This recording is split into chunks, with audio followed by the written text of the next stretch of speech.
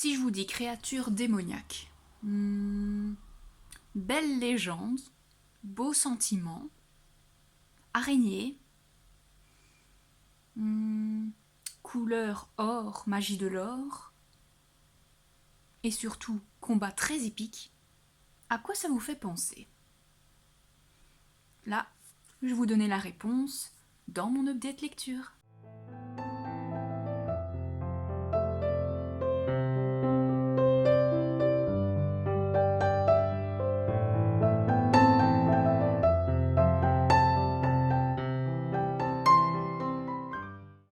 Hello les amis, bienvenue sur les Cailloux Dragons. On se retrouve pour mon update lecture, celui d'octobre, donc je vais vous présenter tout ce que j'ai lu durant ce mois-ci. À nouveau, je suis retombée un peu dans la fureur du manga. Je vais vous présenter d'abord mes lectures manga, donc lecture graphique, ensuite mes romans, et à la fin, ce seront mes lectures en cours. Pour commencer ce mois d'octobre, j'ai fait fort. J'ai lu pas moins de 11 mangas, tous de la même saga, les Berserk. Comme je vous l'ai déjà dit, ce sont les mangas que j'achète pour mon mari, car il adore cette saga, et maintenant moi aussi. J'ai continué ici ma lecture avec le tome 4, et j'ai terminé à la moitié du tome 14. Pourquoi? Car en fait on termine un arc avec tous ces mangas-là. Et je pense vous avoir déjà expliqué, mais vous suivez les aventures de Guts, qui est en fait un mercenaire qui combat pour de l'argent, que ce soit contre des voleurs, d'autres armées et tout ça. Mais très vite, on rentre dans un monde fantastique où il y a tous des démons, des créatures, des fées et tout ce qui s'ensuit. Donc ici, en fait, avec ce 4e tome, on entre enfin dans le tout début de son histoire à lui, quand il était plus jeune, quand il était enfant, comment est-ce qu'il a appris à combattre. Il n'a vraiment pas eu une enfance facile. Tout petit, il a été recueilli par une bande de mercenaires, somme toute très violents. Ils lui ont appris tout ce qu'il pouvait au niveau des combats, de se défendre. Il a acquis donc des bonnes techniques. Ça s'est vraiment pas très bien passé car il a subi des choses assez violentes, assez traumatisantes. Ensuite, on le redécouvre au fil du temps un peu plus tard. Il va rencontrer un personnage très important pour la suite. Il s'appelle Griffiths. Ça va vraiment marquer un tournant dans l'histoire. Donc c'est ce Tom, oui c'est un homme. Et il va rentrer à son service. Et je ne peux pas vous expliquer. Je ne peux pas du tout vous dire la suite, car c'est vraiment épique ce qui se passe. C'est très sombre. C'est violent. Dans tous les domaines, que ça soit la violence au niveau des combats, car on voit tout. On voit tout. Vraiment tout. Que ça soit les violences faites envers les femmes, malheureusement, c'est assez dur. C'est vraiment un manga très dur, c'est vraiment un seinen, donc c'est vraiment pas à mettre entre toutes les mains. Il faut vraiment être un public averti. Il faut vraiment que vous sachiez que si vous voulez lire cette saga, déjà vous allez passer un bon moment si vous entrez bien dans l'histoire, mais voilà, c'est très dur comme histoire. Donc j'ai lu ces 11 tomes, comme vous pouvez le voir. J'adore, c'est vraiment génial. J'ai pas pu m'arrêter. En fait, en 2 après-midi, j'ai enchaîné ces 11 tomes et j'ai pas pu m'en empêcher de continuer jusqu'à arriver à la fin de l'arc.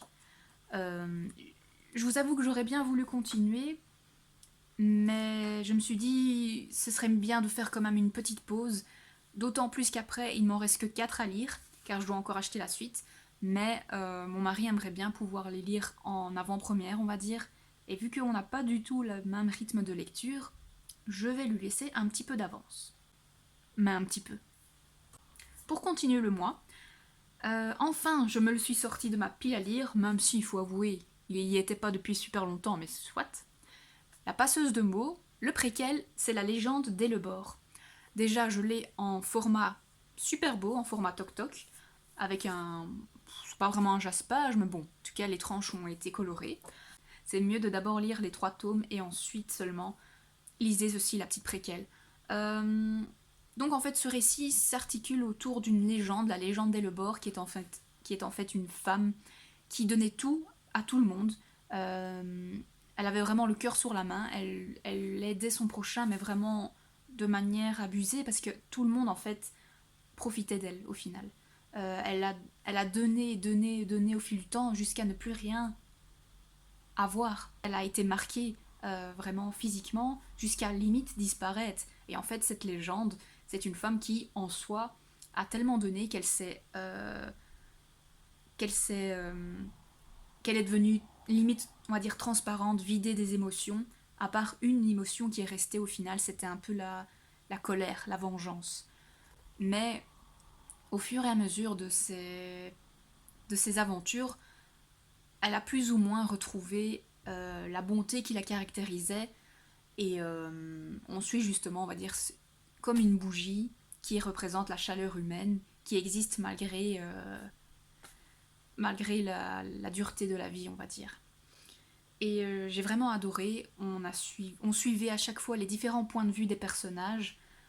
C'était très intéressant et ça m'a vraiment donné envie de relire la saga, chose que je ne vais pas faire pour l'instant, car j'ai beaucoup d'autres livres à découvrir encore. Mais vraiment, si vous aimez la plume des auteurs et cet univers, je vous invite vraiment à plonger dans ce préquel qui est vraiment tout bonnement magnifique. Pour ici, j'ai commencé et terminé une saga. Le premier tome, c'est L'épée, la famine et la peste, et le deuxième tome, le même titre. Êtes-vous prêt à plonger dans un monde super sombre, où tout espoir semble perdu, où les araignées semblent être les maîtres du monde, où les hommes sont montés les uns contre les autres, où la peur est présente? Un bon récit à lire en octobre ou en novembre, ça je vous assure. Dans ce récit, en fait, vous suivez d'abord le point de vue d'un homme qui est en fait un ancien croisé, en quête de rédemption, on va dire. Au fil du temps, il va rencontrer deux autres personnages, deux jeunes adolescents. Un jeune homme qui a toujours été moqué parce qu'il bégaye beaucoup. Un de ces jours, il va enfiler un casque qu'il a trouvé. Et ce casque semble être maudit parce que maintenant, il y a une sorte de loup qui commence à prendre possession de son âme. Pour la jeune fille qui sera rencontrée un peu plus tard dans le récit, suite au refus des avances d'un de ses prétendants, elle va être accusée à tort d'être une Taranta, autrement dit une sorte de sorcière araignée. Et elle va malheureusement subir pas mal de mauvaises choses, de mauvais traitements, mais elle va rencontrer les deux autres personnages.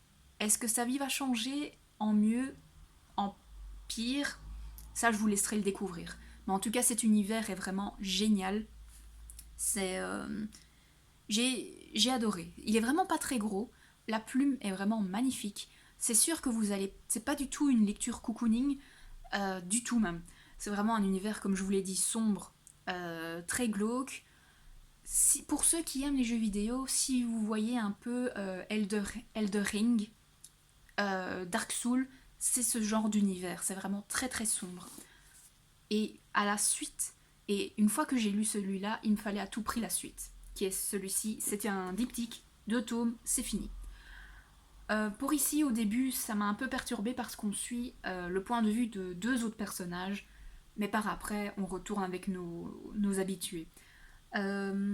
J'ai adoré ma lecture de cet univers, mais bon, j'ai adoré cet univers, et je pense que peut-être l'année prochaine, je le relirai, car c'était vraiment génial, et déjà rien que les couvertures, j'adore. La plume de l'autrice, j'adore. Je pense qu'un de ces jours, je vais m'acheter les autres livres de cette autrice car j'aime beaucoup. Je sais qu'à chaque fois, c'est souvent des récits assez horrifiques, assez poignants, où l'écologie a une grande importance et j'ai vraiment envie de les découvrir. Ici, les 2 dernières lectures que je vais vous présenter, je ne vais pas beaucoup vous en parler, tout simplement parce que ce sont mes 2 lectures en cours, oui, en même temps. Pour commencer, vous avez Les Faucons de Ravera qui est le premier tome d'une trilogie. Je suis vraiment pas loin.